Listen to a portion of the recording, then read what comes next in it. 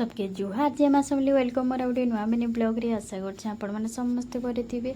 Eyed देखो आमे समस्ते बाहर गलो नानी मांकर संगे मिसी करी बोलबम आओ एटा देखो पहुँची भी आसलु न आमे एटा जाइछु अंबाबनार केदारनाथ मंदिर आओ केदारनाथ मंदिर किए माने देखी जे कमेंट रे बताबे।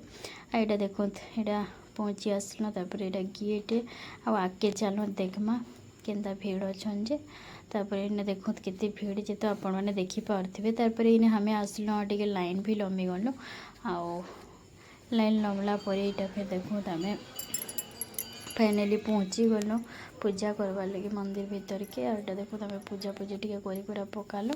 तापर इे देखो जेन कईछ केड़े बड़ बड़ कईछ माने अचन माज माने पूरा बहुत सारा थिले हेले फोन रे टिके बेसी वीडियो रे भल दिसबार नहीं लेकिन सामना रे देखिबे बोले बहुत ही पूरा पलपुले जाउछन बहुत दिसुछन।